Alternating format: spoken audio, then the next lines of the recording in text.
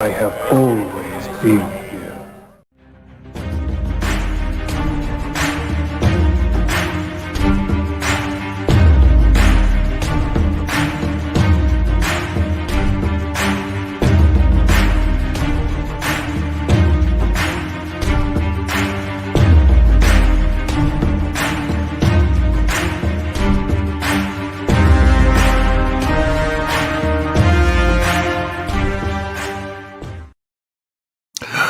Good evening, ladies and gentlemen, geeks and nerds and ambassadors everywhere, and welcome back to the Ambassadorial Wing.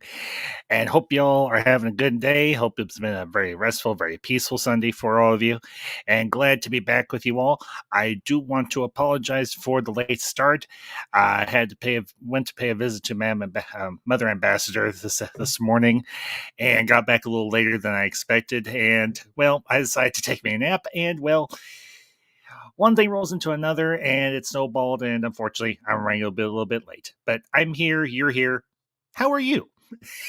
Anyway, if this is of course your first visit to the ambassador wing, know that I don't always start late. Know that I'm always punctual, I'm always on time, and know that I always bring it. And tonight we're gonna be jumping back into my retro review series, and tonight we're gonna be discussing a favorite topic of mine, as the description says, sci-fi films of the 1980s. And as always, if this is your first visit to the Ambassador Link and you enjoy what I'm doing here, hit that like, hit that share, but most importantly, hit that subscribe and hit the notification bell. That way you'll be notified when I go live. And I will be dropping the link for the stream in here in a little bit, because I do like to have a broad opinion, a broad panel of people so they can share their opinion on whatever topic I'm discussing. And tonight, as I said, we're going to be talking sci-fi films of the 1980s. And being a child of the 1980s, I'd say with no small measure of pride, I grew up in a truly awesome decade. Now, granted, I was born in the late 80s and grew up in the 80s and 90s, and I will just say it. Starting in 1977, maybe even going back a bit further, science fiction films have always been of interest to us as geeks and just the general public But in the 1980s, in the aftermath of the massive success of a little film we all call Star Wars Episode 4: A New Hope, the entertainment industry decided we're going to go sci-fi crazy. And when I say sci-fi, I mean that in the very broadest of terms. I'm not talking just about space. I'm not just talking about space fantasy or science fiction. I mean, like hard science fiction or soft science fiction. I'm talking sci-fi and all the broad spectrum of it. So tonight we're going to spend some time together, and we're going to talk about both the epic and the campy films of the 1980s within the sci-fi film genre. So, but just to give a brief overview of my experience with sci-fi films in the 1980s, I am by no small degree a huge fan of these films, both the campy and the epic, both the very well done and the very low budget.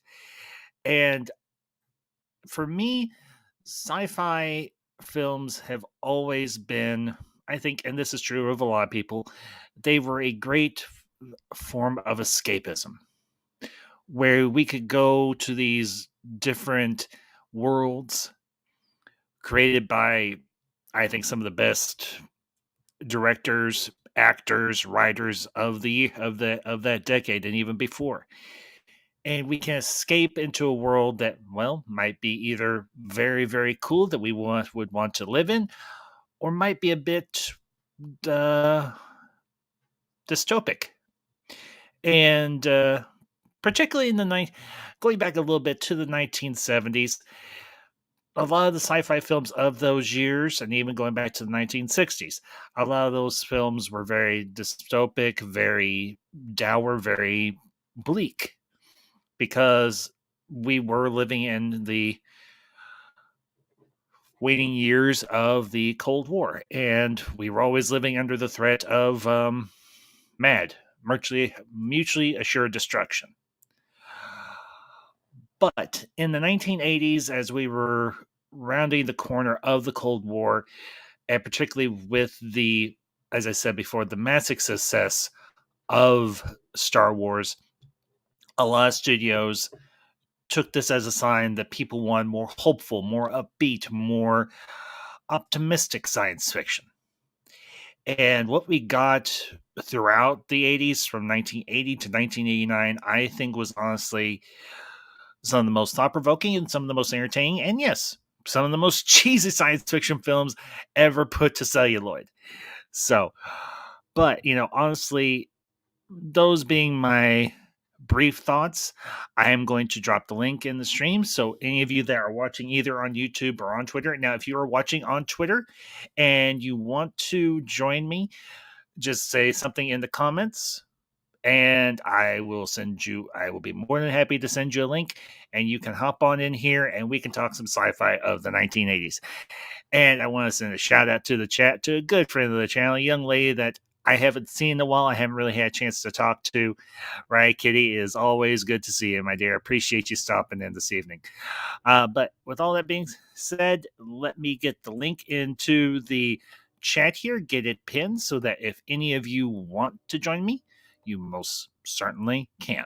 So, and I realize I don't have an avatar. For some reason, YouTube is being goofy and not showing my avatar. So, give me a minute. I will put in a replacement.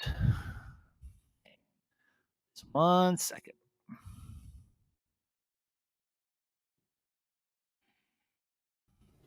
Okay. And send. And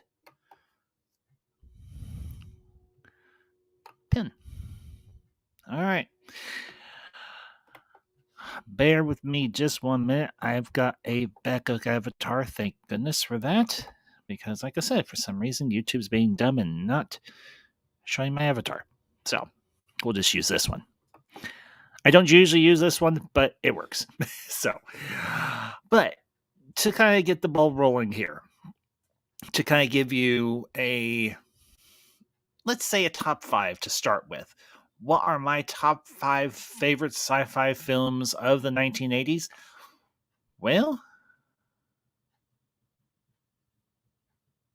so, and before I get to that, let me bring up Riot Kitty's comment here. Riot, is good to see you.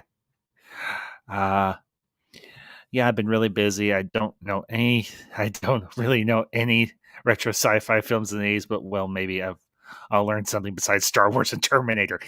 Yeah, Riot Kitty. Obviously, you're younger than me, and I don't say that to be rude or dismissive or anything. It's just a simple fact. You're younger than me. So maybe as you watch the stream tonight, you'll be privy to some science fiction films that you've never really given much thought to. And I hope that is indeed the case, that you will learn something that go check out some films that, well, have the ambassadorial seal of approval for awesomeness, epicness, or jibbiness. But anyhow, my top 5 favorite sci-fi films from the 1980s. Or maybe I should expand it to top 10. Yeah, let's do a top 10 because there's a few spots that are going to be automatically going to eat up some spots. So, and these are in no particular order per se, so we'll just run with it. Obviously, hang on 1 second.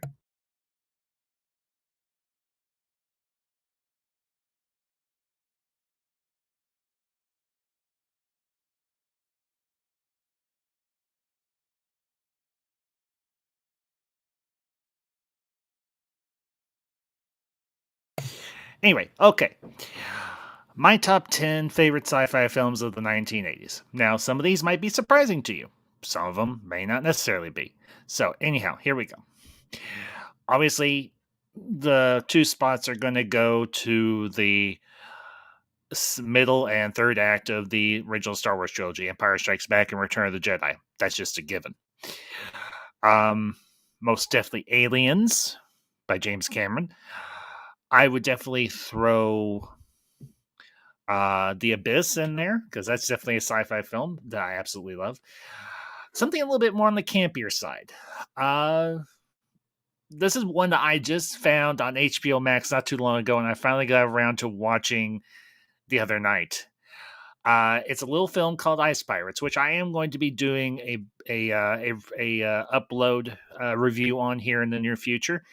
But it's a little film that I remember from my childhood rather fondly. It's a very campy, very out there sci-fi film.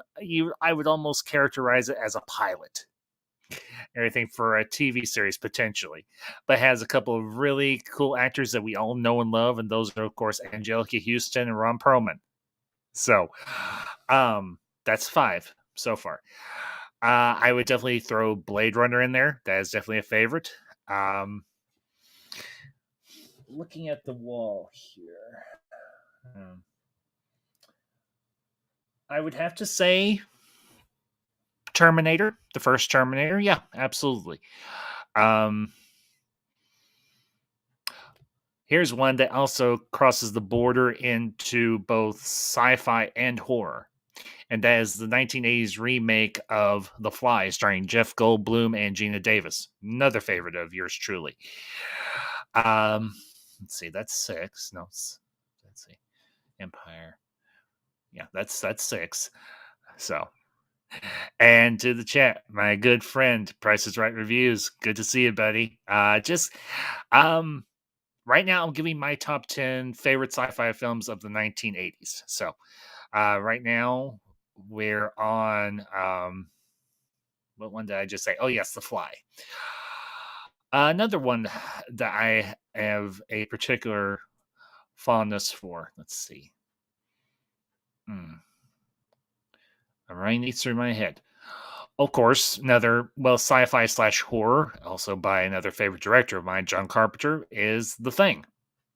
Now, of course, this was also a remake of a old black and white classic from back in the day, but yes, definitely a favorite from the sci-fi genre that I know and love. Let's see, that's 7, so I got 3 more. Give me a minute here, folks, because I'm running through the catalog. Oh, I never even got that one in my thumbnail, Price. Thank you. Yeah, Total Recall. Yeah, definitely Total Recall. You cannot go wrong with Total Recall. Okay, here's one. I don't know if it would necessarily be categorized as sci-fi. Maybe you could categorize it as sci-fi, sort of. And this is definitely going to be one that people are going to be like, really, Ambassador? That one? And that is, of course, Highlander 2. Because it does take place in the future. So it's and another one, Price. Thank you for mentioning Arnie.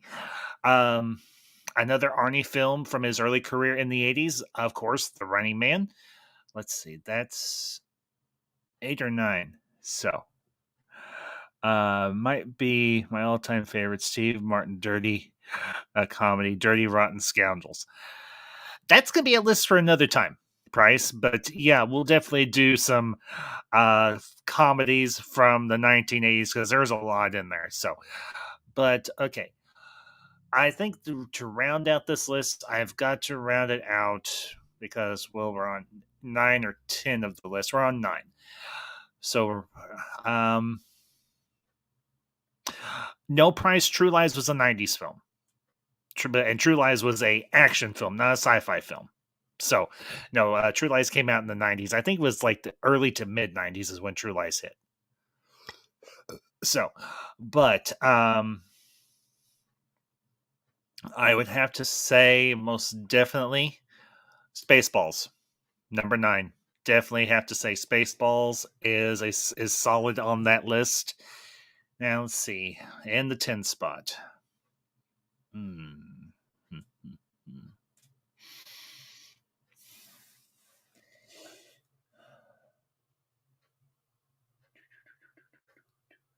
Give me a minute, guys. I'm looking at the wall here.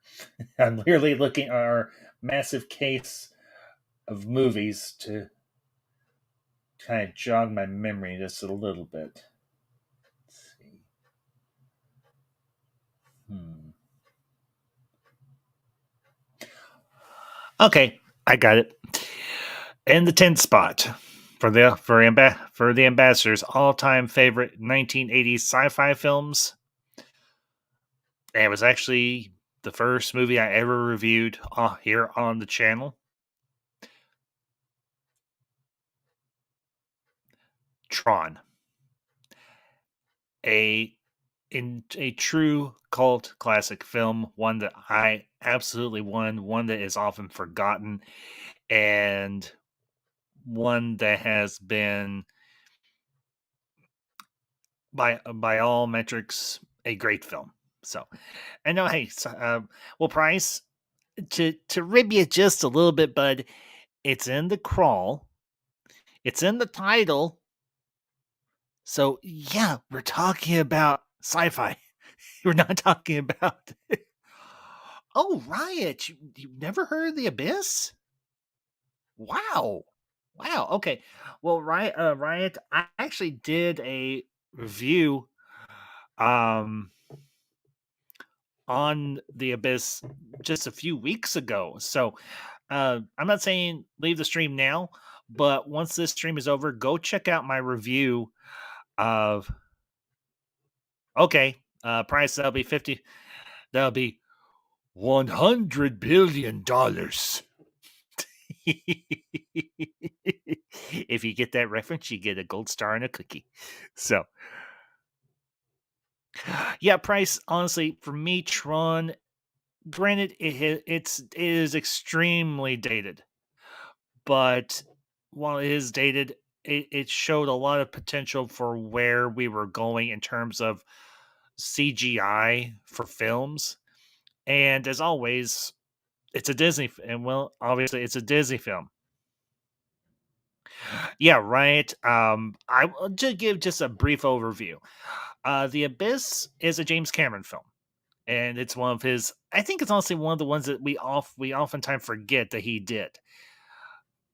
It has a very good cast. I mean, the main leads are Ed Harris and Mary Elizabeth Mastrantonio. She was actually we discussed her as an actress the other night when I did. Oh, Price, you're killing. Dang it! How did I forget Star Trek? Well, okay. In my defense, I think anybody that is a fan of sci-fi, they're gonna know Star Trek. At least Star Trek 2 and Star Trek 4 are gonna be right up there on anybody's top favorite list for sci-fi films from the 80s. But tonight, it's not that I want to ignore them. I don't want to ignore them because I've actually covered those films. I did a stream a few years. Well, it's been a couple of years ago now, discussing the Star Trek, what they call the unintentional trilogy, and that was Star Trek 2, Star Trek 3, and Star Trek 4. And I actually did a follow up on. I also did a review of Star Trek 6: The Undiscovered Country, which was the final uh, original series film, or original series / original cast film. Yeah, right. If whether or not if you're a Mel Brooks fan or not, yes, Price. To get to your comment, right? Everybody loves Spaceballs, and if you don't love Spaceballs, you do not have a funny bone. You do not have a funny bone in your whole darn body, and you need to have one implanted, because that movie satirizes and parodies Star Wars and Star Trek and Alien and even, well, another favorite of mine, which is an animated film more so than it is a live action, that is, of course, Transformers the movie, which you could technically categorize as a sci-fi film, so I guess you could toss that one into the mix as well. But the thing I wanted to really hit upon, and Price, yes, Star Trek Two: The Wrath of Khan. Funny little story for those of you that didn't catch my Star Trek Wrath of Khan review. When we did Star Trek 2 through 4, a few years ago when I was when I was still in seminary, um, me and one of my professors there found out that they were doing a special screening of Star Trek II: The Wrath of Khan, and being a little kid at the time when it came out, I never got a chance to see Star Trek II in theaters. So we took the opportunity, but what we found really interesting now was me and Madam Ambassador and my professor and his wife. We didn't go together, but it just like we were both Star Trek fans, and well, he's a really big Star Trek fan, and he has actually has seen all of the films in theaters. He is a huge OTS Star Trek fan. He's got autographs from all the main cast, including Shatner.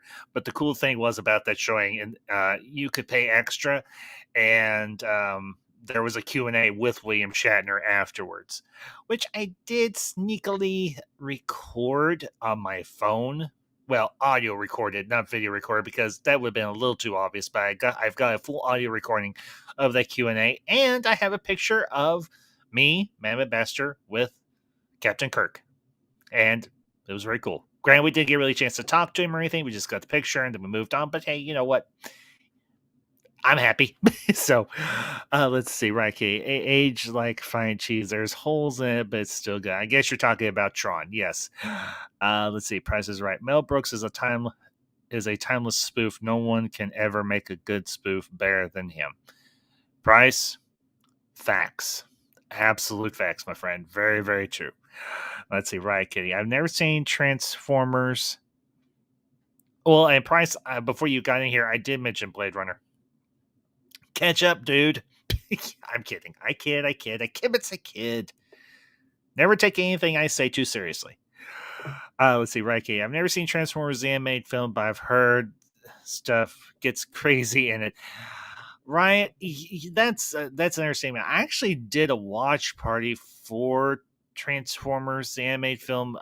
Well, it's been a year or so ago now, maybe a little bit longer, maybe a year and a half. So, give or take. But you have a very interesting cast in the fact that you have not only Mr. Leonard Nimoy, may he rest in peace, but you'll also have Robert Stack, who appeared in a favorite comedy of mine from the 1980s, and that is, of course, Airplane. Gotta love some Airplane. But also you have a real icon of the cinema, the late great Orson Welles as the voice of Unicron, of all things. Oh no, Price, no, I could not. You can't talk about the sci-fi films of the 1980s and not bring up Blade Runner. Ridley Scott, some of his films I don't particularly care for. Some of his films I really enjoy. So, let's see, right. My dad and I got to see William Shatner, but when the signing and speaking tour was canceled, we never got to see William Shatner. Oh, you were going to see. Well, that stings. Now I feel bad for you, Riot. So, let's see. Another classic 80's trilogy, unless you already mentioned it, Back to the Future. No, I didn't. But that's one that I have covered, Price. I did that one. It's been about a year and a half or so since I did my review of Back to the Future. But besides just listing off films that we love, and I just want to have a good time with y'all tonight.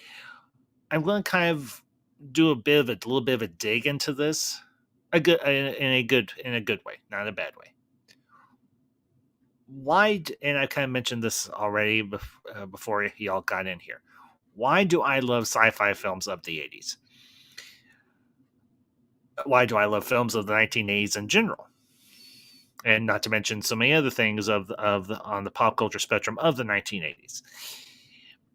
Because for me at least, it reminds me, at least from my perception at the time, of a simpler time.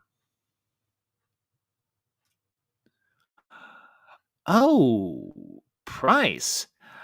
Um, it kind of borders on science fiction. War Games, another good one. Or anything, a very underrated one that we kind of forget about.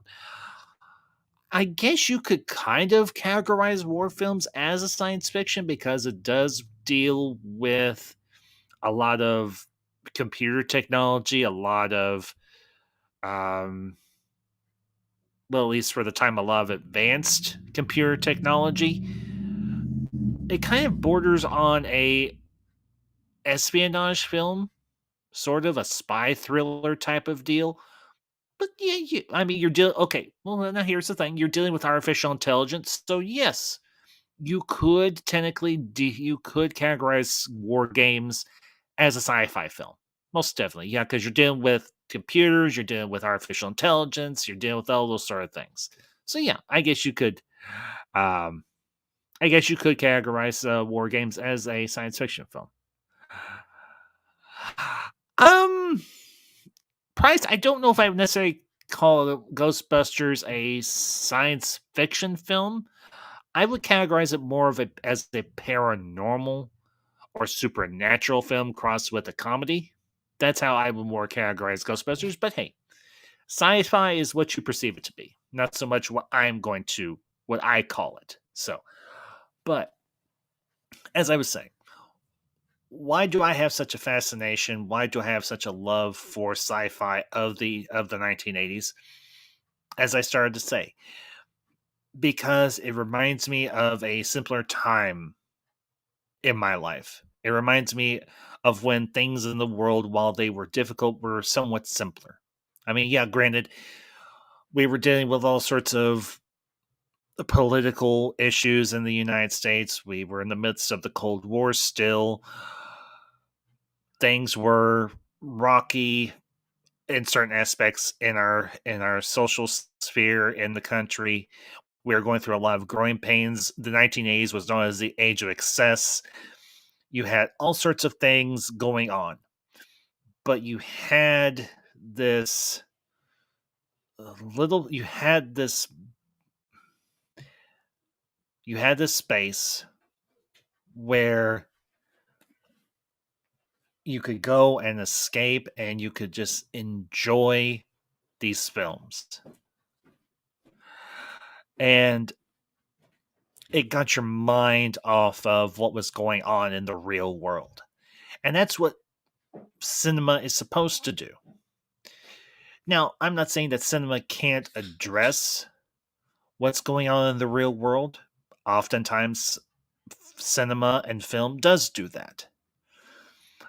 But, and this is something I'll do a deeper dive and everything once I start doing content for the ultra retro project. Science fiction gives us a glimpse into a future that could be or might be, or in our looking back at the 1980s, it gives us perspective on what we thought the future could potentially be through the lens of that decade.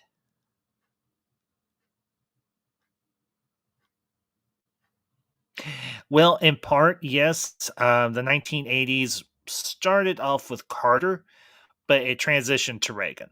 So, but honestly, speaking just for myself, one of the reasons why I look so fondly on the films and of sci-fi films of the 80s is it was a much more optimistic, a much more hopeful time for the world in which we lived.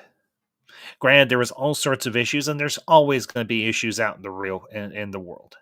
It's just a fact of the matter. But what sci-fi gives us the capacity to do is put an idea out there of what we would hope the future would be.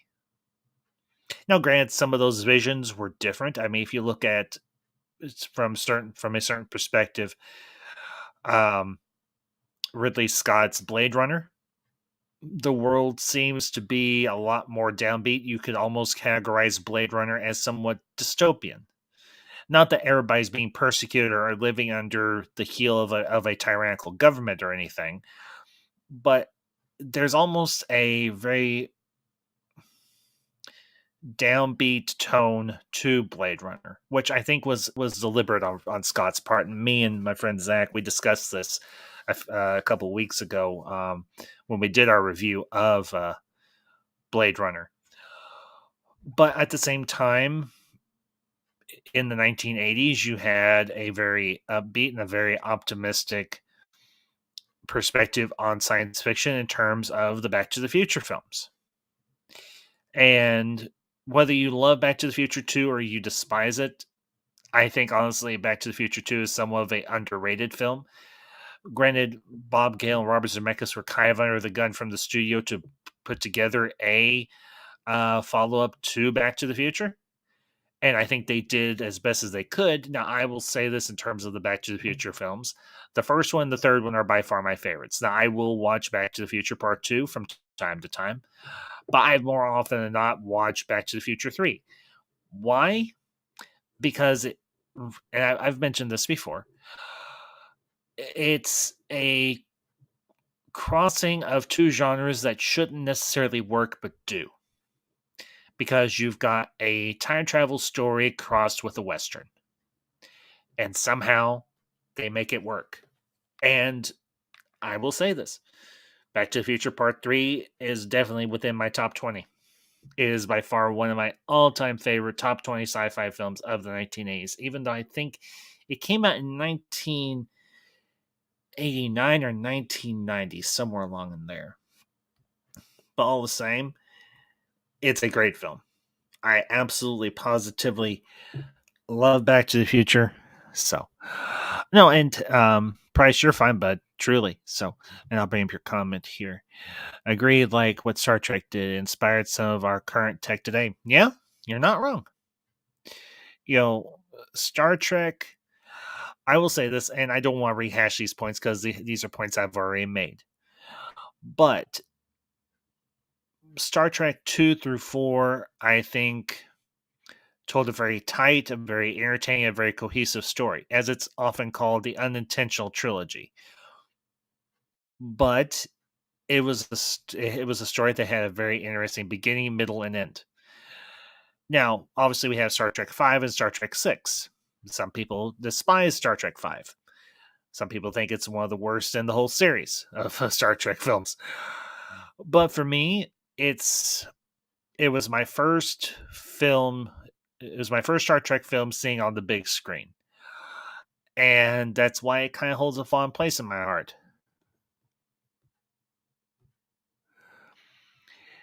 And I will always enjoy Star Trek. I mean, I've always been a Star Trek fan. Now, I am granted, most people know this. I am more leaning towards Star Wars. I am a huge Star Wars fan. Always have been, always will be.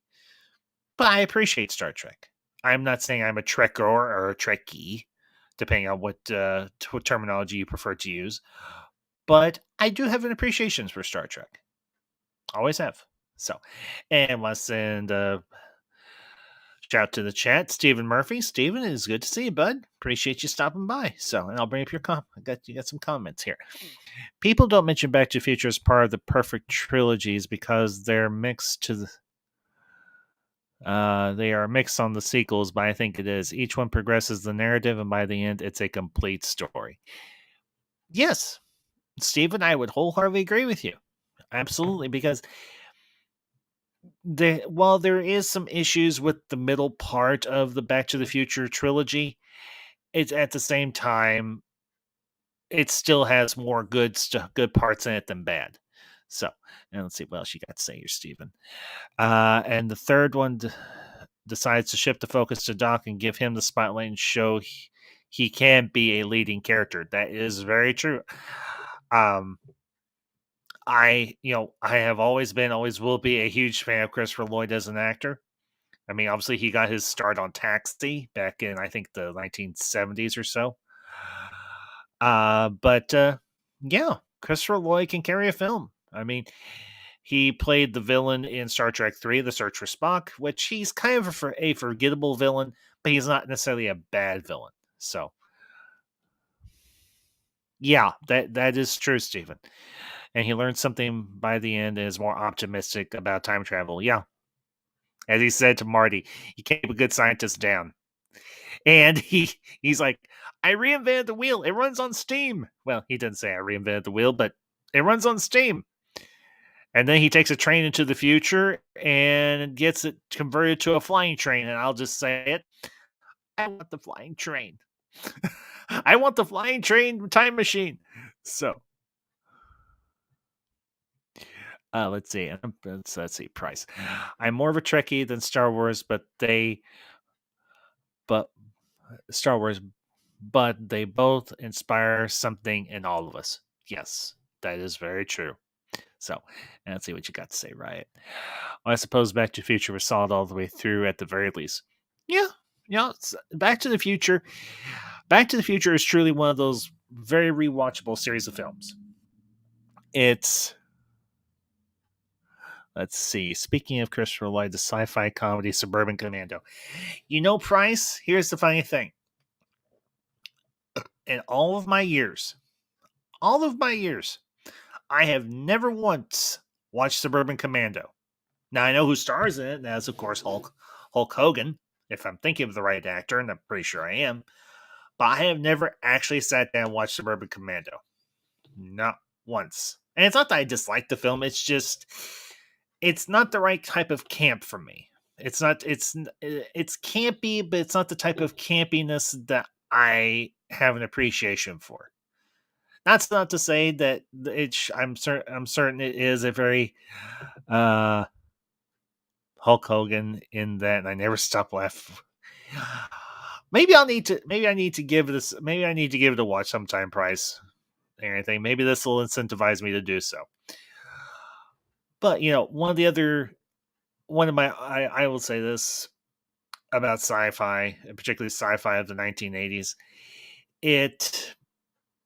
There is such a broad variety of science fiction that existed in that decade that you couldn't swing a cat if you didn't want your. Trust me when I say it's a good laugh. Okay, Price. Well, as I said to my friend Zach the other night when I was trying to encourage him to watch Miracle, I will definitely put that on my watch list. So I will definitely be checking out Moneyball, and I'll definitely be checking out Suburban Commando. So,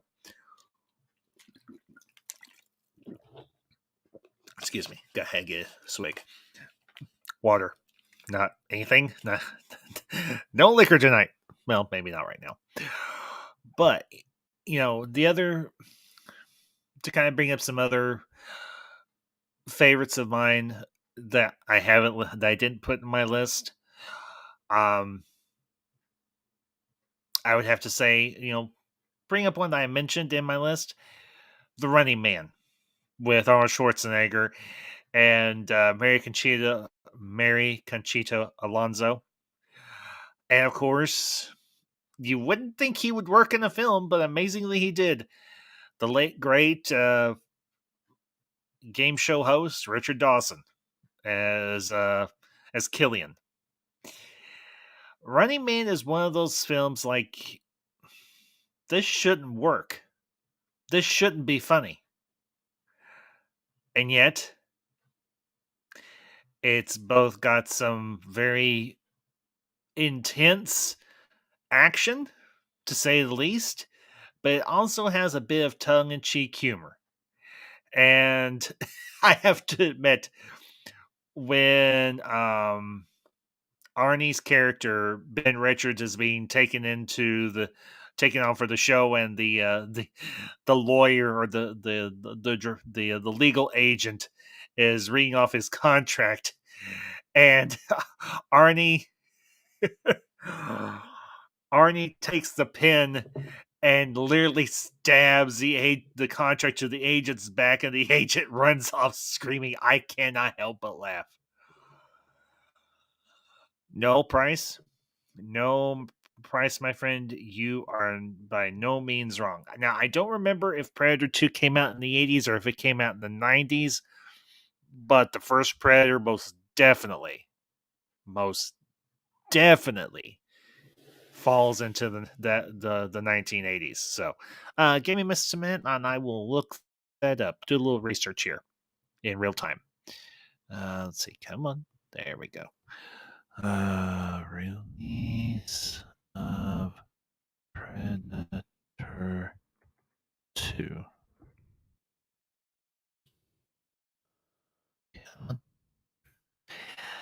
Price year, it's right on the cusp.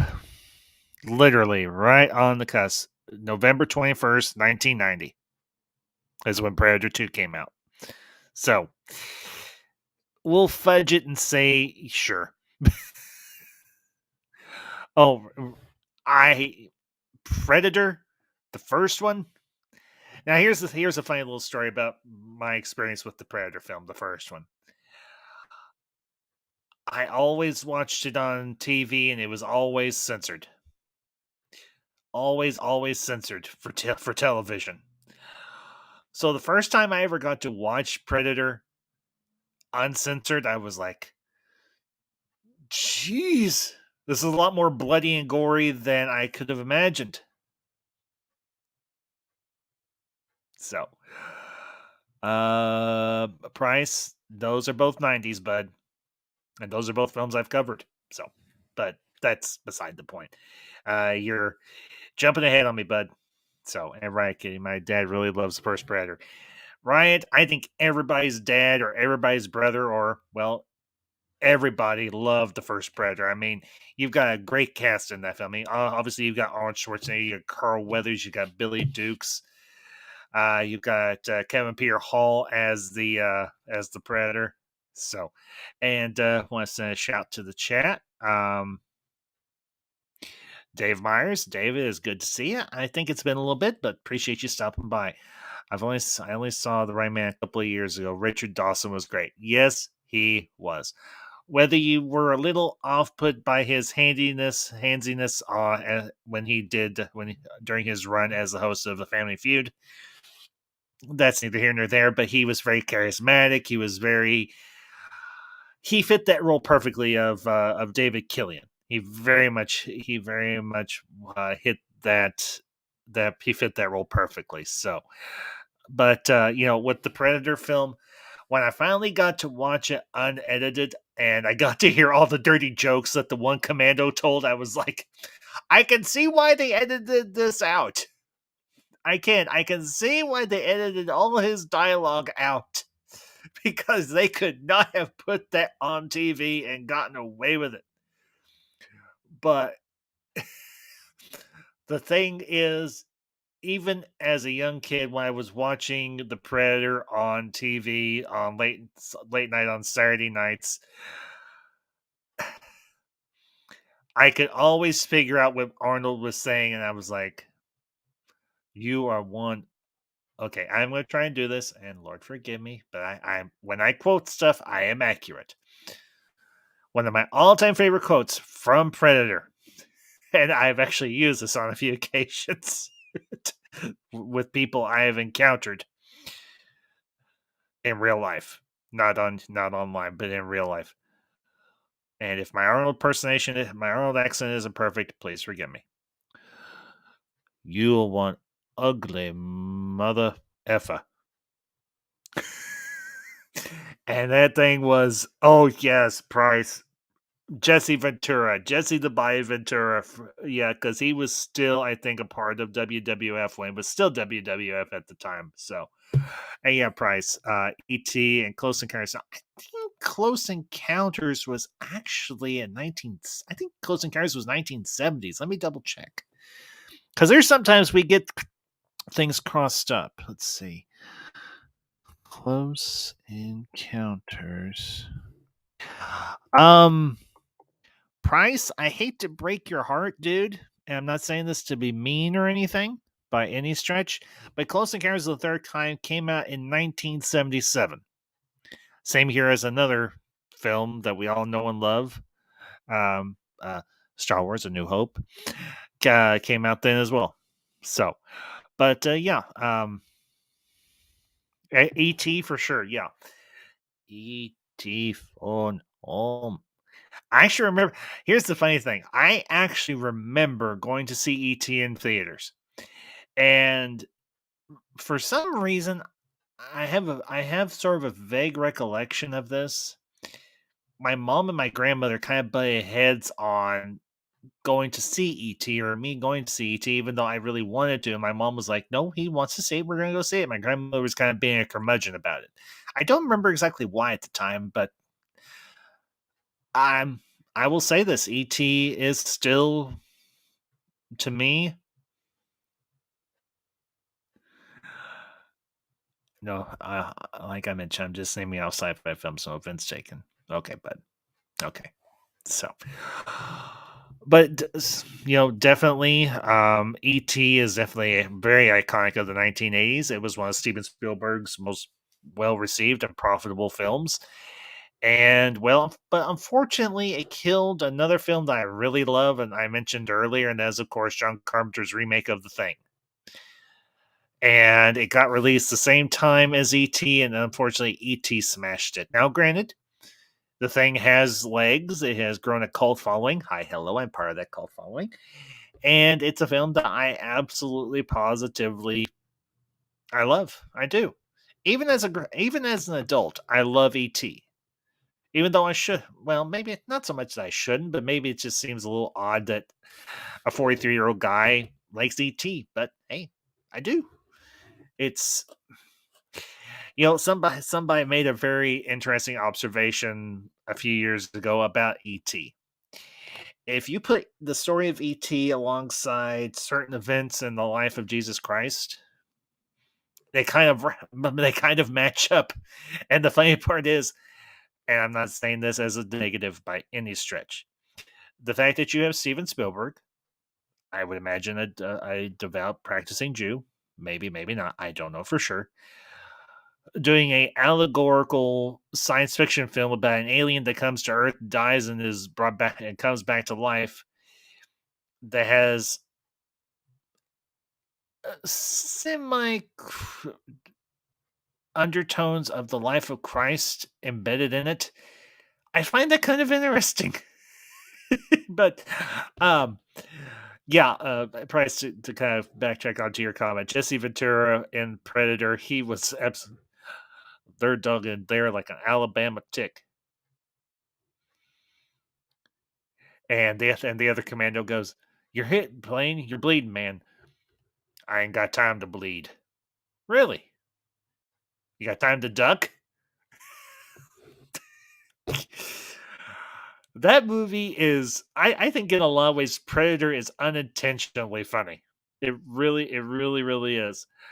And is most definitely it is a favorite of mine. Like I mentioned, I mentioned my top 10, but it's definitely in my top 20. And I cannot say enough about Predator. I mean,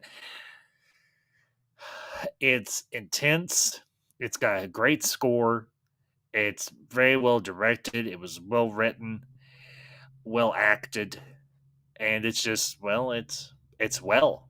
It is very, very well. And of course, you've got. I mean, it's very quotable. "Blaine, you son of a bitch."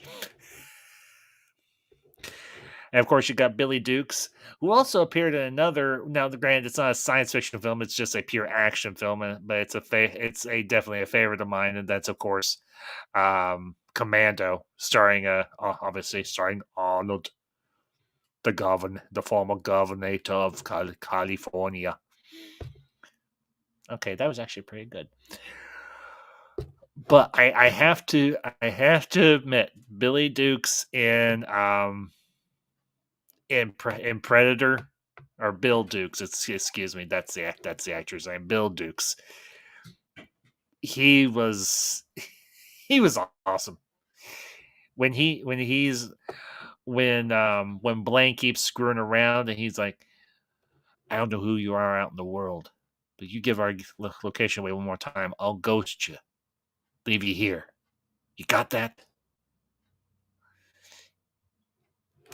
That's one scary fella. That's one very scary, scary fella. And a guy you don't want to screw with, but a guy also that you want to have on your side. Most definitely. Oh yeah, Price. Actually, I remember that movie. Inner Space. Definitely one that I am.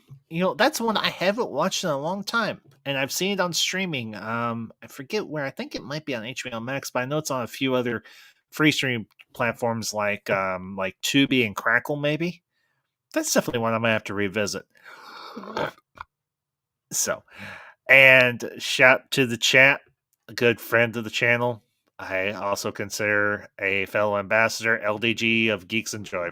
Good to see you, buddy. Appreciate you stopping by. So, yes, I know I'm live. I'm here. You can quit with the boggly eyes or whatever, but LDG, just the same. Good to see you, bud. So, and I hope you're doing well. Hope things are going well over in the waiting room. Folks, if you are not subscribed to LDG, he does a lot of good for the online community. I do consider him a very good friend. He is actually helping me. He's putting together a brand new intro for my channel. He does, like I said, he does great things for the online community. Follow him on Twitter. Subscribe to his channel.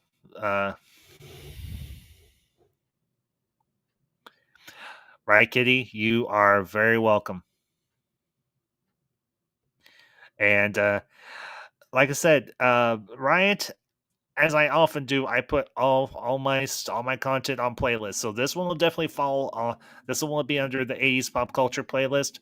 But all the films that I may have mentioned that I've already done reviews for are on that list. So go check those out, and you will learn quite a bit. And I'm obviously going to be doing more for that particular playlist. So I'll pop your comment up here. We're watching Aliens Director's Cut in the backstage right now. Popping in to say hi. Well, LDG, I greatly appreciate it. And I've actually seen that particular Director's Cut many times. Great film. I honestly consider.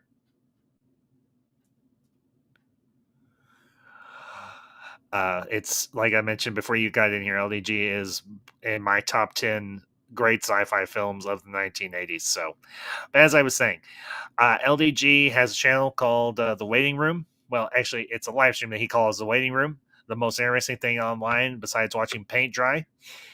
If you need tech support, if you want someplace just to hang out and chill and shoot the bull, go check out LDG's channel. Give him a subscribe and tell him I sent you. And I will say this, and I say with no undue pride, and not to give him a big head by any stretch. You will not make a better friend than LDG. So, let's see. I'll pop up your comment here, Price. What was that sci-fi film where Dennis Quaid is shrunken down capsule inside used by mistake? Actually, Price, that was Inner Space. That's the one you just mentioned. That was Inner Space, where Dennis Quaid is. You're welcome, buddy. You're very, very welcome. So, that was Inner Space. I'm pretty sure. So, speaking of Dennis Quaid, another often forgotten film from the 1980s, and I think one of Dennis Quaid's better performances, Enemy Mine, which he starred alongside Lou Gossett Jr. Definitely one of my. It's one that I haven't watched in a long time. I need to, just like Inner Space. I haven't watched either one of those films in a very long time, and I need to. So I think those are going to be put on the watch list, and definitely Um, I might do some reviews for those because one of the reasons why I wanted to do this stream is because one, I've missed just getting on here and deep diving a topic with you all, whether I do it with a panel or just do it solo. I don't care. But I've missed doing these streams where I focus on just a particular topic or a particular film. And as I mentioned at the start of this year, the Ambassador Wing was going to get back to form. It was going to get back to doing what I started out to do a couple of years ago when I started this channel. I was building this channel, building this community, and I was talking about the pop culture of my childhood and my teen years and so on. But looking at it now from a more mature perspective, not losing the joy of it, but looking at it from a, as I said, a more adult perspective and a more mature perspective. And to kind of do a little bit of a dive on one of these, and this is a film I've also not watched in a long time. That is, of course, Robocop. I haven't watched that film. I remember it very well, but I haven't watched it in a very long time. There's something very intriguing about the movie Robocop. Now, granted, you have a very top-notch cast. You have obviously Peter Weller. You have Ronnie Cox. You have, well, one of my all-time favorite character actors, and that is, of course, Michael Ironside. Not to mention, he has one of the most badass last names in the history of cinema, Ironside.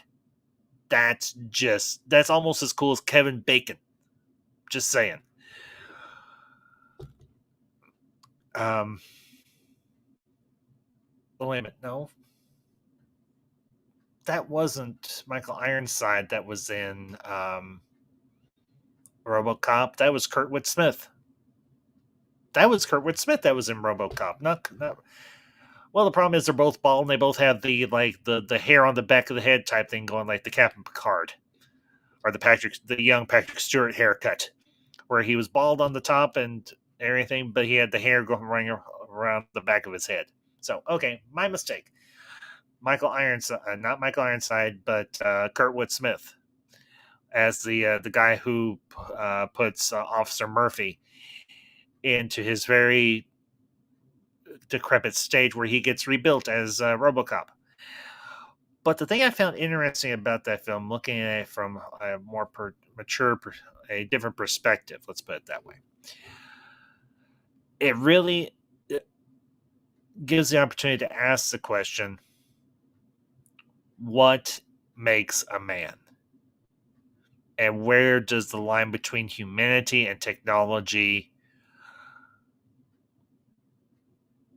end and start? And in terms of RoboCop,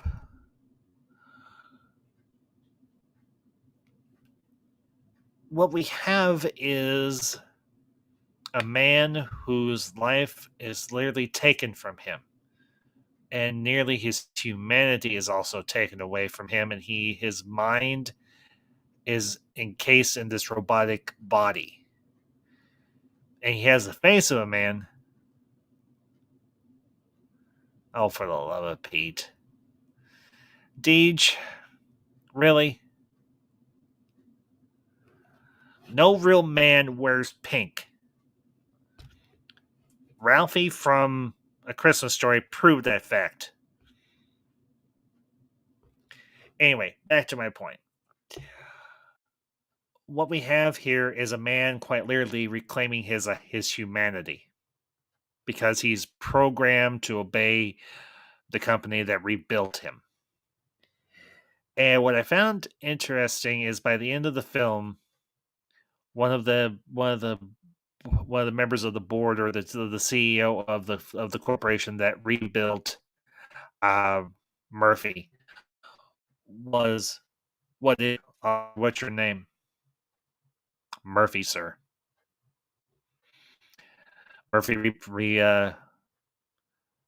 regained his humanity and goes on to be a force for good. Now, I watched the first two Robocops. I never watched the third one. Not that I disliked it. I just it didn't really appeal to me.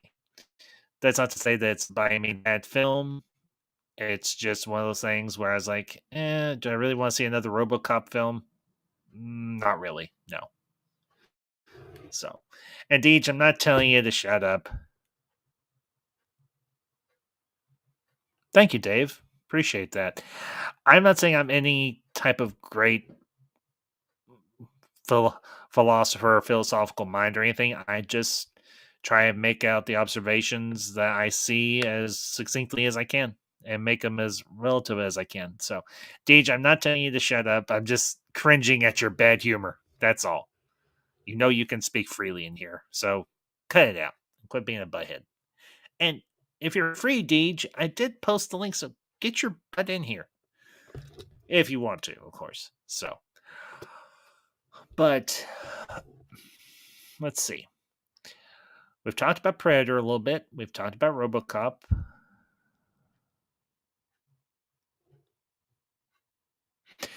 Yeah, that's another good point, Price, and I'll bring that up here. So, Robocop taught me that what life is like without living is like living with no free will for the most part.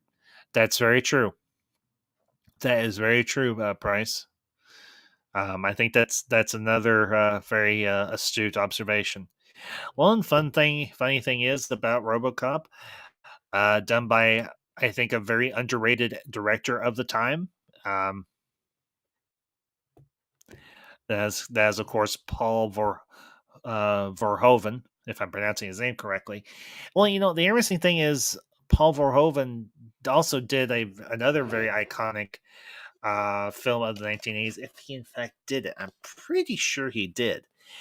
And before I do a little bit of digging here, real quick, I want to send a shout to the chat, J Man. Good to see you, buddy. I know it's been a little bit. Hope you're doing well. Hope the channel is doing well. And I'm sorry I haven't been able to tune in as much as I like to, but I will definitely. I've been trying to catch your stuff on the replay as much as I can. And guys and gals, well, for any ladies that are out there watching, if you're not subscribed to J-Man's channel and also DJ Odyssey's channels, if you're not subscribed to either one of those, I encourage you to do so. J-Man, or as his Twitter handle calls it, Lifetime Nerd, both fonts of useful and useless information. And they do good work. They do good content on their channels, and they are not a waste of your time. They are very much worth your time. And give a very warm ambassadorial welcome. You know him. You love him. I hope.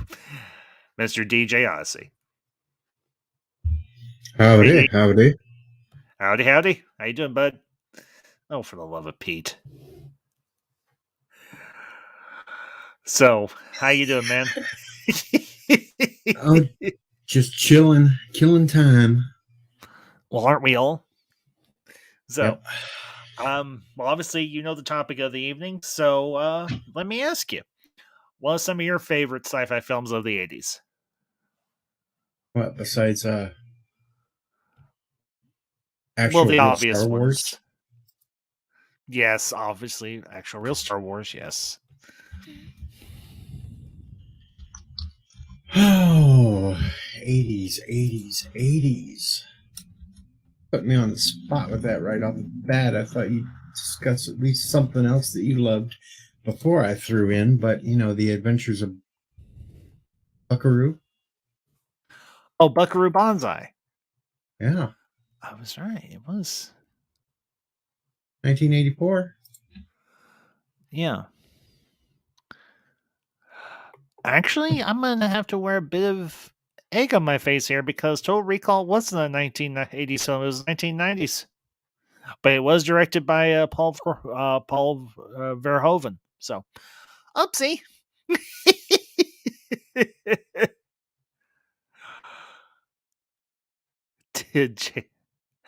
Let's see. Um, Yeah, honestly, Buckaroo Bonsai is one that I have not watched in a very long time. I've seen it. I've seen it a handful of times, but it has been a while. Now I know it stars Pierre Weller, and isn't John Lithgow in it as well? Yeah, he Thought is. so. So, So was Ellen Barkin and Jeff Goldblum. that's right. Goldblum was in that one, wasn't he? Mm-hmm. Oh, grief. I used to have the big drum and I broke it. The neighbors I got don't want. tired of me beating on the drum. But That could be misconstrued in a number of ways. I do have the official Red Ryder BB gun. The Red Rider BB gun. I knew that was going to come up. I knew that was going to come up. So, okay. Now here's one that I didn't think of until just now. What's your perspective on batteries not included? Bands price brought up batteries. Do you remember that one at all? Well, yeah, it was the little robots that would fix everything going around. Yeah, with Don Amici and Jessica. Was it Tandy. Don Amici? Jessica Tandy and was it Don Amici? I think. It's Hume. I know it was Jessica Cronin. Tandy, but Hume Cronin. That's right. It was Hume. Yeah, that's right. It was Hume Cronin. They did a lot of stuff together. Like Cocoon. Yeah, they were in Cocoon together too. How in the hell did I forget about Cocoon? That's another good 80s film. Steve Guttenberg, Wilford Brimley, and obviously Hume Cronin and Jessica Tandy. Got a message from the missus. Hang on 1 second. While I'm doing this, the missus is watching the Academy Awards. What's that? Oh, okay. All right, Deej, you don't have to be an ass. I know not everybody's a fan of the Oscars. Hey, I might have watched some of it if they would have had Ricky back hosting, but... Oh, Ricky Gervais? Yes. Yeah, I can get that tonight. I will probably check out the results tomorrow night, aside from what she tells me.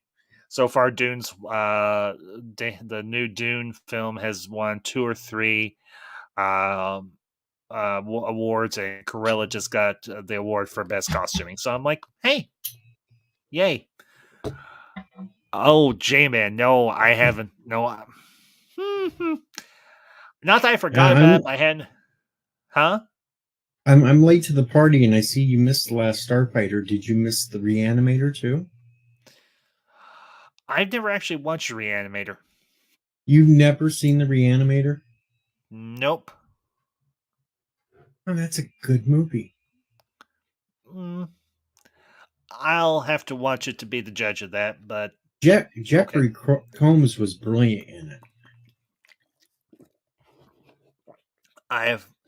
Like I said, I have heard of it, but I've honestly never seen it. But yeah, J-Man, no, that was one that I hadn't mentioned, but I was going to. That is a film I have a lot of very fond memories. I actually remember going to see Last Starfighter in theaters. I actually did that as a watch party for when I hit 400 subs, I think. Was it 400? Yeah, it was 400. Love The Last Starfighter. Let's see. Oh, that's right. Brian Dennehy was in that. Let's see. Cocoon, Brian Dennehy also appeared for a short time in the sequel. That's right. He did, didn't he? Nobody talks about Brian Dennehy anymore. I liked him as an actor. He was a good actor. Very underrated. Too. So, let's see. Bryce. Wait, we're forgetting Cocoon where a bunch of old farts are aliens in disguise? Yeah, essentially. Well, I would almost categorize Cocoon as a um, sci-fi slash comedy film more than anything,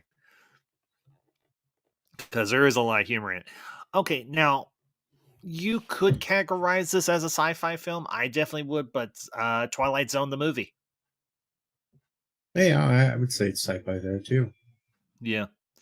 Well, think about it. The Twilight Zone's television series was essentially a sci-fi anthology series, more or less. And I mean, they did some redos of some old classics from the series. Yeah, the William Shatner episode, the Yeah, plane. there's something on the plane, the wing of the plane, some thing. Sorry, I can't Shatner as well as Shatner can Shatner because he is the Shatneriest Shatner that's ever Shatnered. And then after that, you get Aykroyd sitting there with the ambulance hauling the guy away, going, "Would you like to see something really scary?" Really scary. Yeah.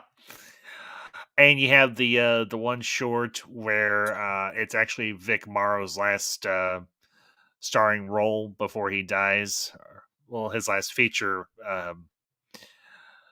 role before he died, where he is a very to put it politely, a very bigoted individual, Hmm. and he well, the Twilight Zone teaches him a lesson. Now, I got late to the party here, but have you mentioned the biggest and the best sci-fi movie of the 80s of all time? What would that be? Because there's a lot. Flash Gordon. No, I haven't, but I will tell you, Yeah, it was I'm one kind. of the, it was well, just not that we can't talk about it. That was actually one of the very first films I ever did a review for here on the channel because I love, love, love, love, love, love, love, love, love, love, love Flash Gordon. Love that movie. I have it on Steelbook Blu-ray. It's the 40th anniversary edition of the film. Yes, it is campy. Yes, it is cheesy. And no, I do not care. I Neither do I. love I it has one of the greatest soundtracks of all time, hands down. I will fight you on that. Done by one of the greatest bands of all time. I will fight you on that too. Queen. Yep, Not to mention you've got a really good cast. I mean, absolutely stellar cast. I mean, you got what was the name of the actor who played Flash? Sam Jones, I think. yep. Sam Jones. Sam You have Jones, Max Max Fun's. von the late great Max von Sydow as Maine the Merciless. You've got Brian Blessed as Voltan. You've got Timothy Dalton. No, wait a minute. Timothy Dalton played Voltan. Who did Brian Blessed? He played the King of the Hawk people, but I can't remember his name off the top of my head. I can't Um, either. I can't, but he was so good. Brian Blessed. Anything Brian Blessed is good in is instantaneously a classic. Even if it's him playing the ghost of old King Hamlet. I loved him in that movie. So My second top Prince. movie of the 80s. Mm-hmm. I was Go ahead. upset the other night. I was on another stream. We were doing top buddy cop movies, Mm-hmm. and this one never even made the list. And there were 60 some movies on the list, and this one never made it. But Okay. Alien Nation. Ooh, good one. Yeah. James Caan and Mandy Patinkin, I think it was. Yep, Terrence Stamp Yeah. was also in it.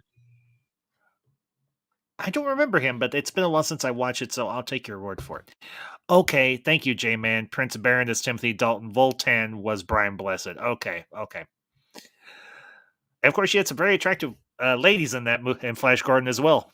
Can you just say Melody, hubba hubba? Huh? Melody, right off the bat. Melody, right off the bat, played. Yeah.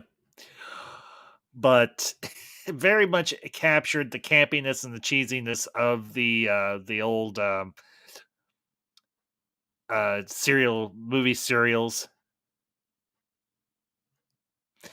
J Man, good to see you, buddy. Appreciate you stopping by. You have a good night, and we'll talk to you later. So When everybody thinks of the 80s, they always go for the main movies. I always go for like the more cheesy ones. I have to. Well, when I did my when I first started when I was starting earlier and everything, I did my top 10. And I included some cheesy ones too. I'm actually going to do a review for this one because I don't want to talk about it too much. But I found it on HBO Max, and that was of course Ice Pirates with Robert Urich and Angelica Houston and Ron Perlman. I absolutely love that freaking movie. I do. I love that movie to death. Now, I see, when I remember. think of Ice Pirates, I don't think of that one as my level of cheesiness. Yeah, but it really is cheesy. My I my mean, my level of cheesy is Killer Clowns from Outer Space and the Toxic Avenger. those are definitely cheesy, but I would definitely put Ice Pirates in as cheesy as well because it's trying to be just a little too Star Wars esque, and when it does that, it's being way too cheesy. So, but Killer Clowns from Outer Space, that's one I'm building a list of movies that I want to watch on HBO Max because they've done an upload of a lot of 80's cult classic or super campy films that I want to sit down and watch. And Killer Clowns from Outer Space is on that list. Now I am trying. No, I think that was 70's. That was definitely 70's because that was before he did. That was before he What did was before Star Wars. 70s? No, I'm thinking it was in the 70's. THX 1138. I'm pretty sure that was a 70's film. Yeah, that was 70s. Yeah, that was before he did Star Wars. Of course, we all know who we're talking about here. We don't even have to mention the guy's name. So, not that I'm afraid to mention the guy's name. When you say Star Wars, you know who you're talking. We all know who we're talking about here. That's right. So, um, I will say something about something I mentioned just a few minutes ago, and that was Barry's Not Included. The special effects for that movie at the time were actually, I think, very well done. I mean, the fact that it all looks so seamless with the little bitty robots, and the fact that you actually felt for the little bitty robots. They did something interesting with that film. It was very unconventional, but it was cute. It's kind of like in the same. It's kind of in the same realm as E.T. It's science fiction, but it's cute science fiction. But it's also very heartfelt and very warm and very upbeat. Let's see, Dave Myers. I always thought the animation TV show was better than the movie. Dave, I'm gonna have to. I have to kind of agree with you. I mean, I remember the movie. I thought the movie was okay. I thought it was good. It had a good cast, but I really enjoyed the TV show. I did. I'll I agree did. too. Now, the thing I found interesting, the thing about the aliens. I don't know if they ever gave them a proper name or if they just referred to as the aliens. Was the fact Cantonese. that the what? Cantonese. Okay, all right. Was the fact that they had a very deadly allergy to salt, and there was actually a episode where they were in some sort of underground club or something, and they had this device that was essentially a salt cannon, and it was like they Yep. would play Russian roulette, and essentially the salt just ate right through them, more or less.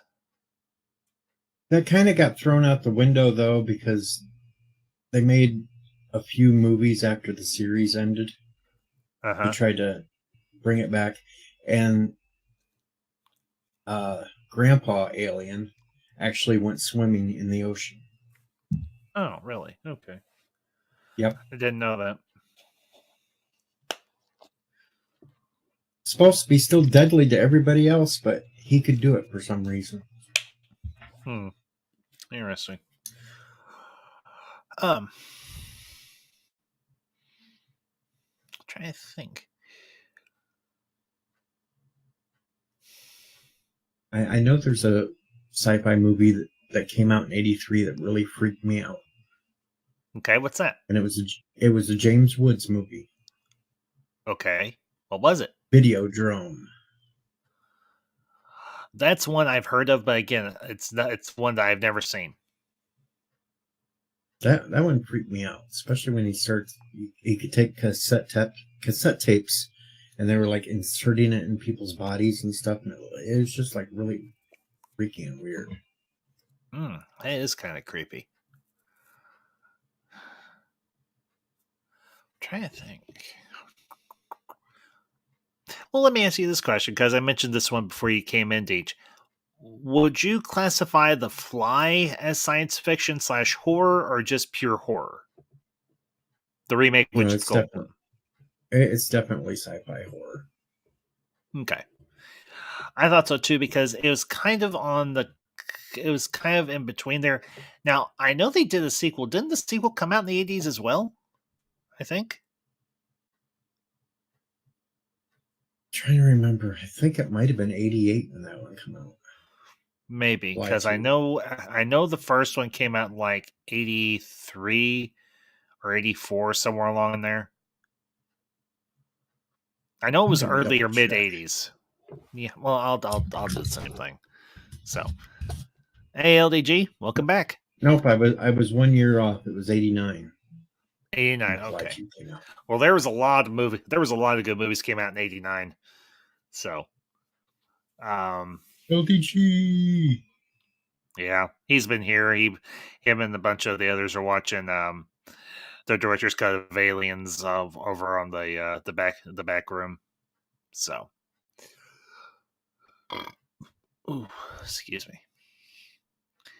And of course, like I mentioned before you came in, Deej, you've got, of course, Terminator. You've got Aliens.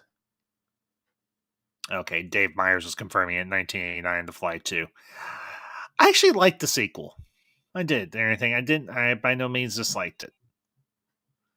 Because the son of the scientist and the one woman and everything, he was able to figure out a way to transfer all the fly DNA into this really nasty, scummy corporate suit guy.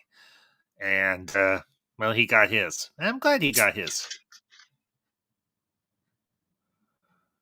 So, what did you think of Maximum Overdrive, though?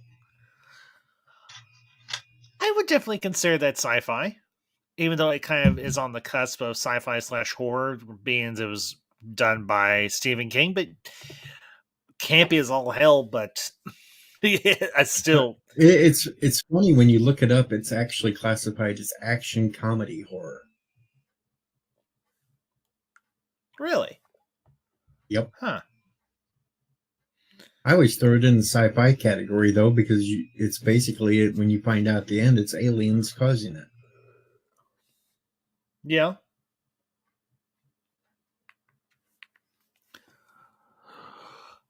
Well, that would make that.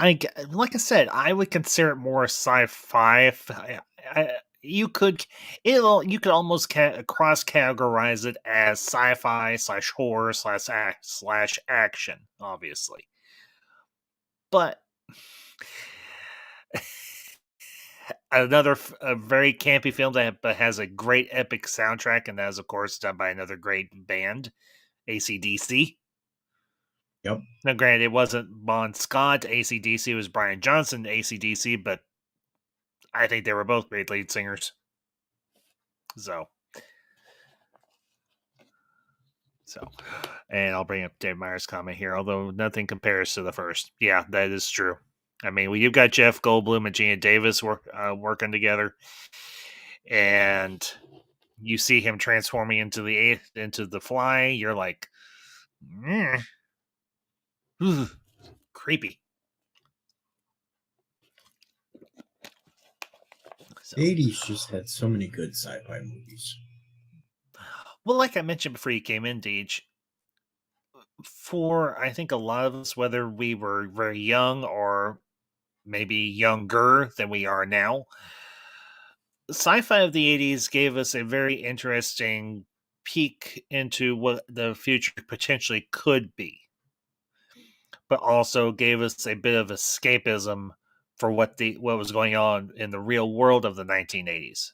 Now, granted, you are obviously older than I, so you know those years a bit better. Now, I know them from a bit of memory and a lot of study of history.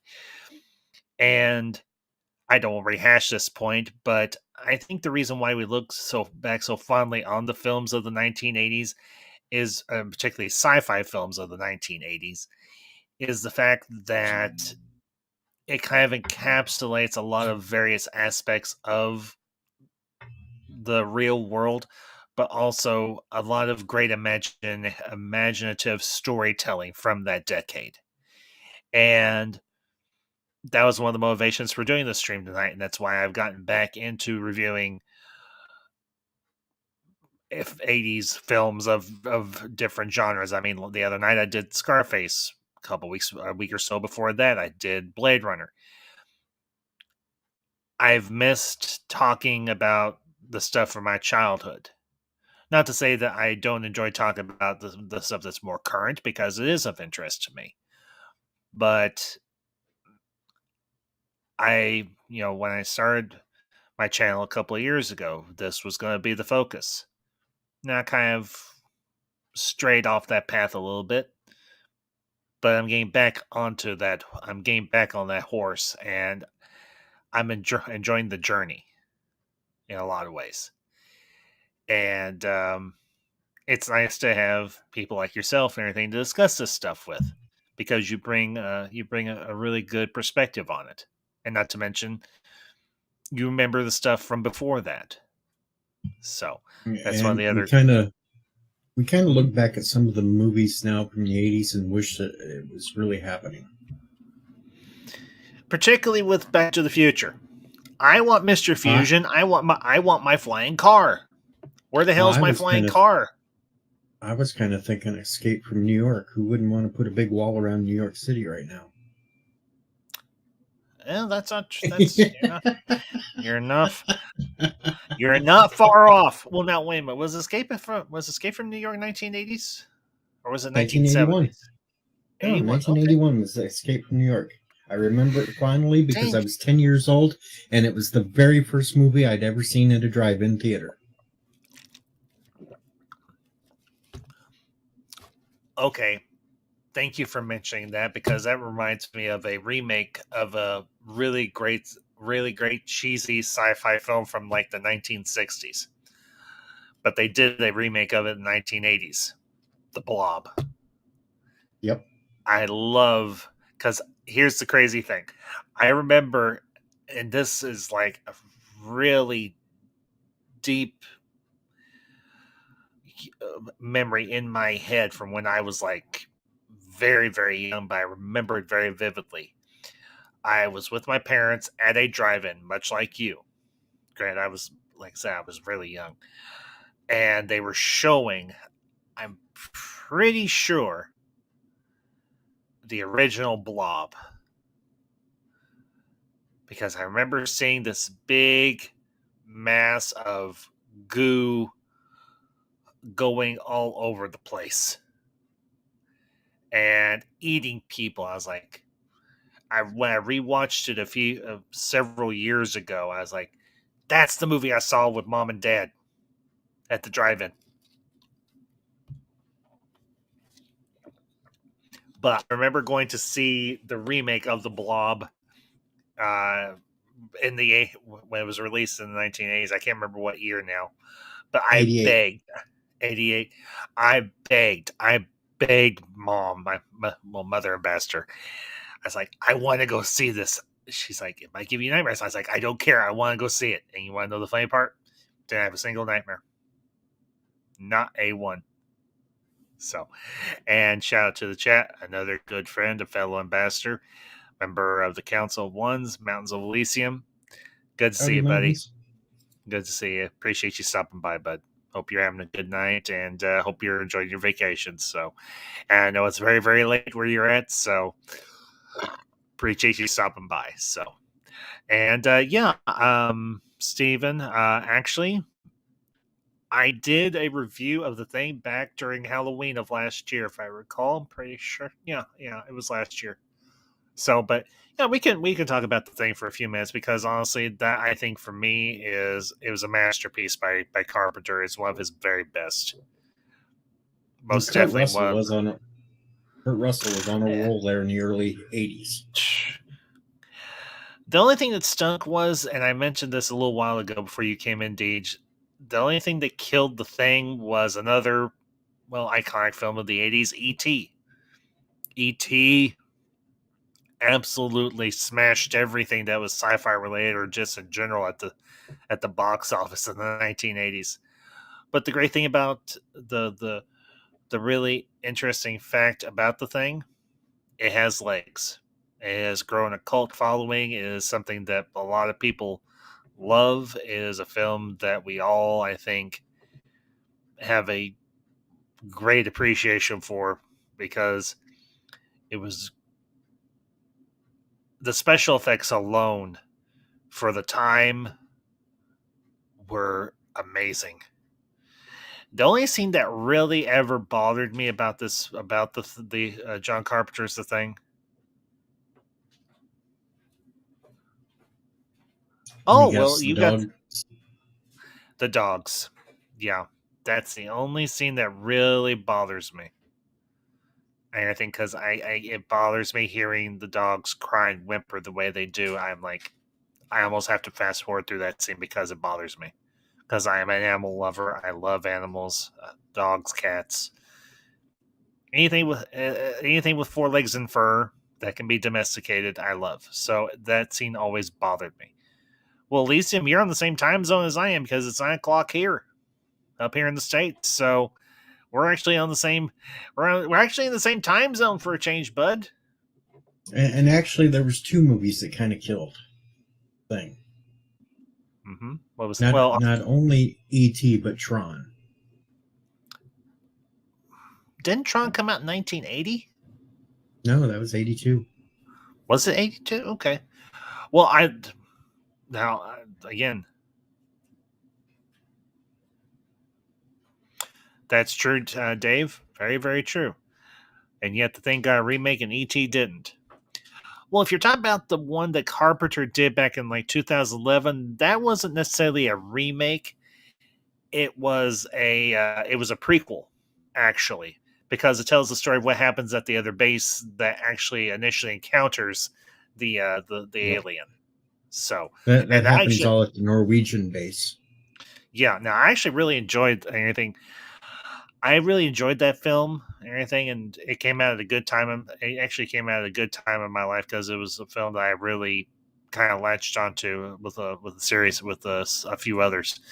Because 2011 was actually the year I left my ex-wife, and I remember seeing an ad for the thing or a preview for it, and I was like, "Ooh, they're doing another thing movie." I'm like, at the time, like I said, I was me and my first wife were getting divorced, and I told Mother and Bastard because I was staying with her. I was like, I'm gonna go check, go to the movies, and she's like, okay. So I was staying with her, and I went to the theater, and I was like, ooh, I needed this. This was because I will say it, the prequel of the thing was actually really good. Was it great? No, but it was good. So, but the original with with Kurt Russell, and I mean you've got another great cast there. Obviously, you got Kurt Russell, you got Wilford Brimley, you got Keith David. I can't remember the name. I can't remember the entire cast, but the entire cast of that film just top notch. So, but yeah, I'm mhm, curious about one thing though. sure. What would you consider the worst sci-fi movie? the 80s. Worst sci-fi film of the 80s.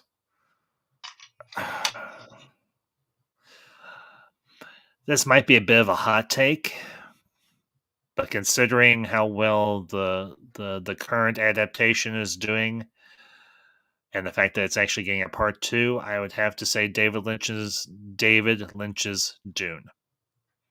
I would probably consider that I wouldn't say Interesting. not the worst, but definitely very, very, very cringy. I thought maybe you'd throw up Masters of the Universe.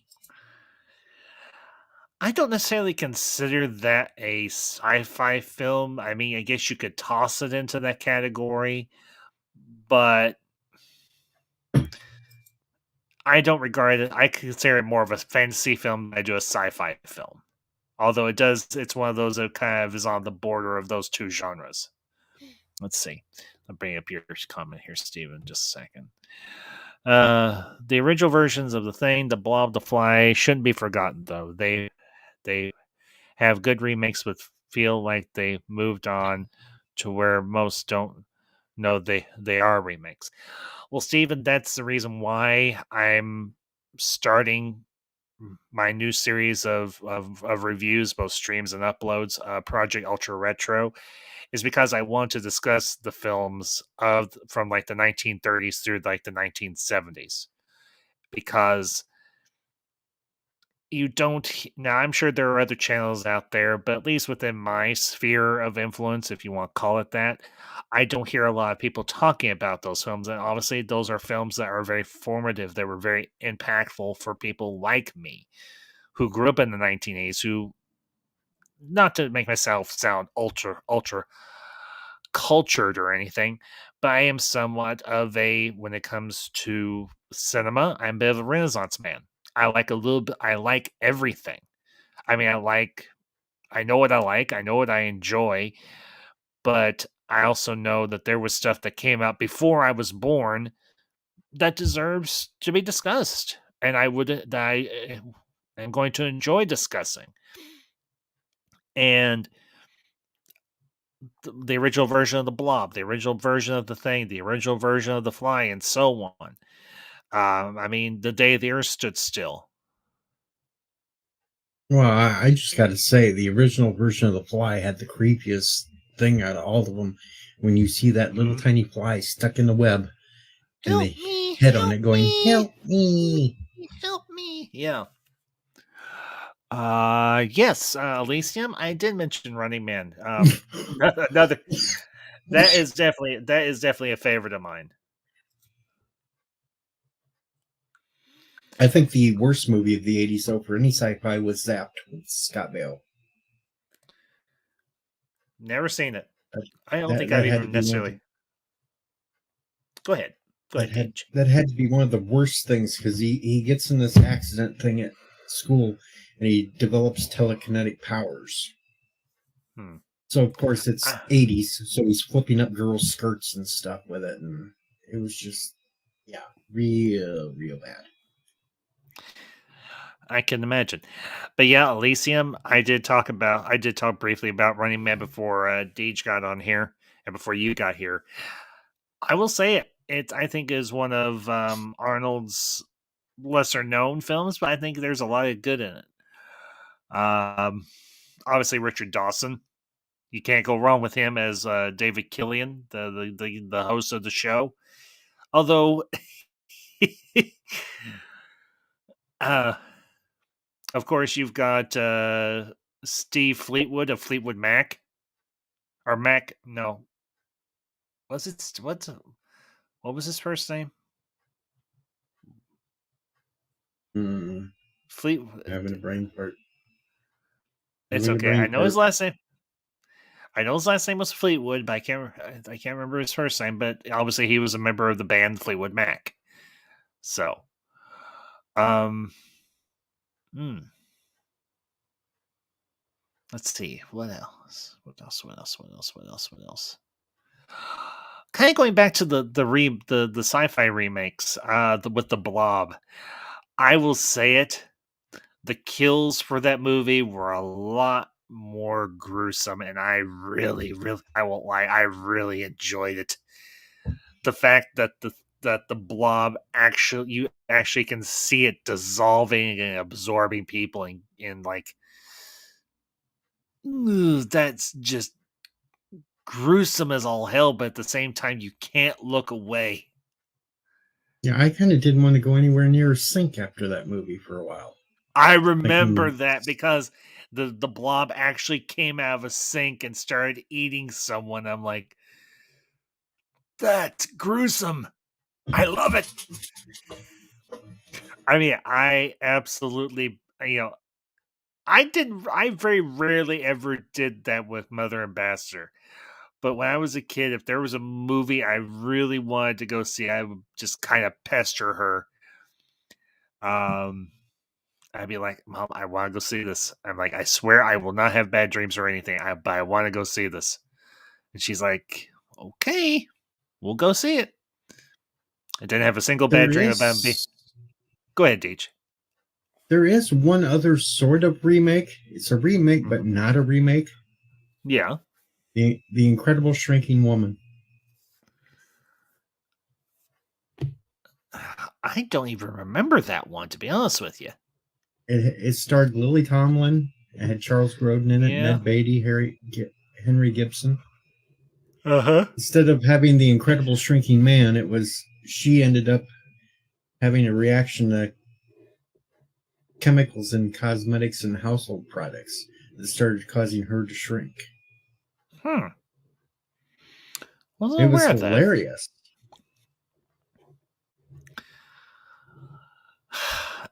I Might be honestly one you cannot want to say. check out because Yeah, it's I one I might. think you want to. Because Joel Schumacher was the director of that one too. Was he really? Huh. Yep. Okay. Yeah, I'll definitely. That's definitely incentive because anything Schumacher I like. I do. I really.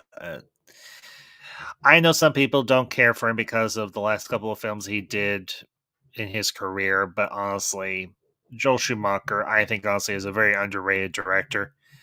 Was he a bit of a company man, a bit of a yes man? Yes, he was. But you know what? That doesn't necessarily mean that all of his movies were bad.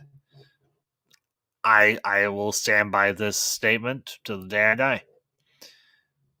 Batman Forever is by far one of my all time favorite movies.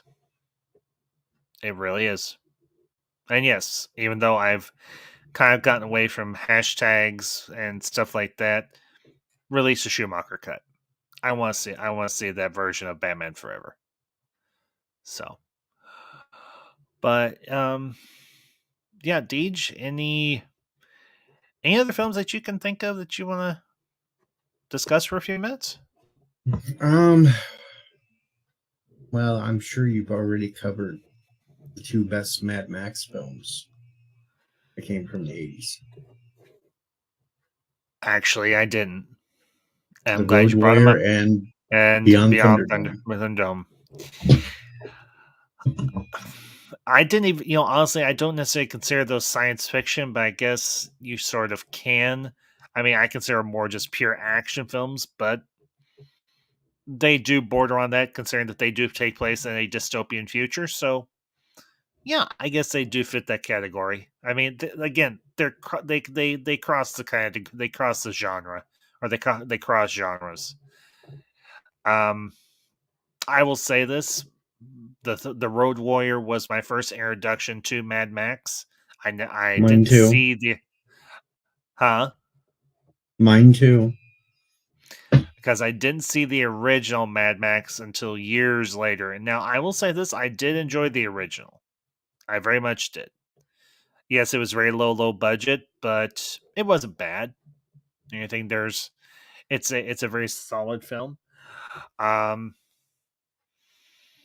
but Road Warrior was my introduction to the character of Mad Max, and yeah, he's a badass.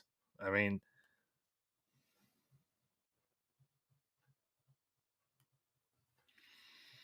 You kind of wonder, eh. though, when it got to Mhm. Beyond Thunderdome, what went so wrong with him?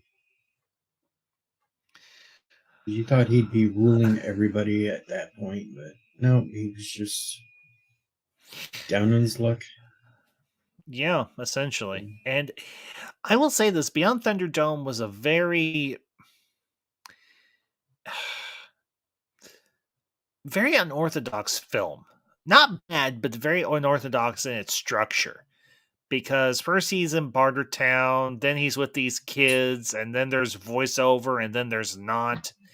And it's left kind of ambiguous as to what actually happens to Mad Max. And then the next movie we see is until just a few years ago with Tom Hardy as Mad Max. And you're like, okay, wait a minute here. What's going on? Now, granted, I still have not seen Fury Road. I want to. That's one I definitely need I to. have. I have seen Fury Road. What'd you think of it? While it was decent, Mm-hmm. I still don't put it up there with the first three. Fair enough. No, really, fair enough. I'm not the. Here's the thing. I don't dislike the Mad Max franchise, but I'm not like the biggest fan of it. I like it. I know it's there and everything, and I do occasionally watch it, but it's not like at the top of my list. It's not even in my top 20 or my top 30 or anything with The Road Warrior and Beyond Thunderdome. Well, I do enjoy them.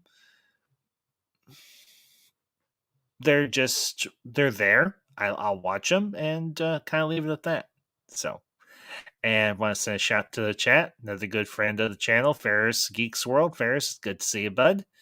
Um, Ferris, I know this is probably a topic you're not going to have a whole lot of experience with, so hopefully you'll watch the replay of this and you'll learn some stuff. You'll learn about some movies that I recommend very strongly that you go check out if you aren't aware of them already. So, but Deej, I think I'm gonna go ahead and wrap up here for the evening. That's Um, kind of good because I have to get ready. I have a show to do in 30 minutes. okay. Well, I will definitely try and stop by for a few minutes, being you paid me Well, the it's not on courtesy. my channel. Not Oh, on my channel. It's over on Hanstars. We're doing Name That Tune tonight. oh, that's right. Okay, yeah, because you had that whole thing happen a while back, or a few weeks ago. I don't know what happened. You can tell me later if you Well, want to, but that it has nothing to do with that. I'm just after JJ passed away, they asked me to become part of the team Hanstar. yeah, So I've been I'm taking over for yeah. that, and I'm kind of the co-host now with Name That Tune, so I don't Well, beat up good. all the contestants all the time. Well, good. So, well, anyways, folks, as I said, we're gonna go ahead and wrap up. Let's see. I actually watched some of these '80s films aside from Empire: Return of the Jedi. Well, good, Ferris, and like I said, check out the replay of this. This will obviously be on the '80s pop culture playlist, so go check out that playlist most definitely. Um, And don't you yell know, at us if we missed one of your favorite 80s sci-fi movies. but if we did miss anything, make sure you leave a comment down below and let us know what we did miss so we can discuss it. Maybe I'll do a part 2. Who knows? We'll see.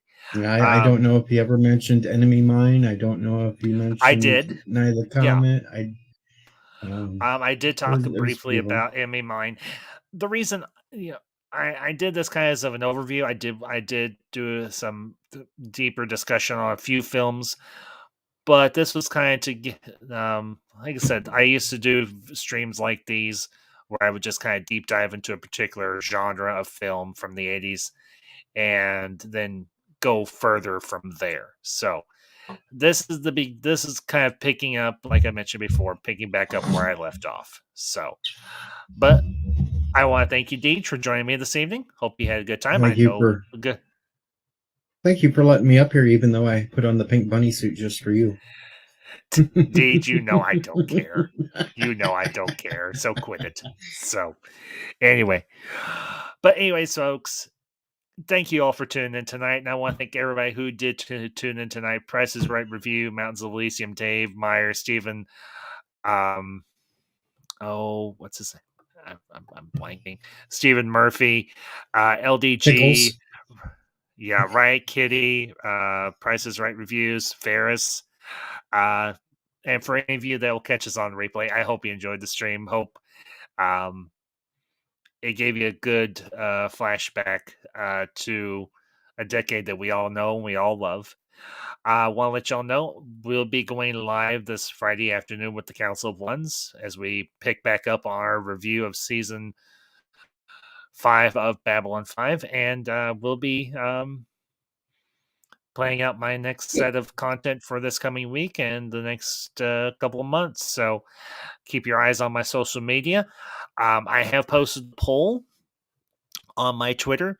We are closing in on 500 subscribers. I want to give you all a little bit of an update on that. Gonna be doing my first giveaway and also gonna be doing a reveal. And as I'm going to be revealing my Christian first name.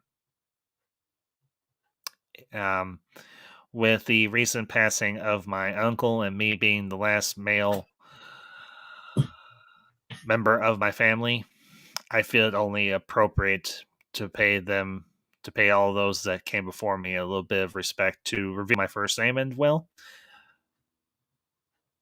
now's as good a time as any. But in celebration of when we do hit 500 subscribers, we're going to be doing my first giveaway. Go check out the poll. I've given 2 options for prizes for that giveaway, either a Blu-ray or 4K film or a Funko Pop. So be sure to weigh in, give your vote, and if you want to, comment on that tweet. Also, we will be doing a watch party for I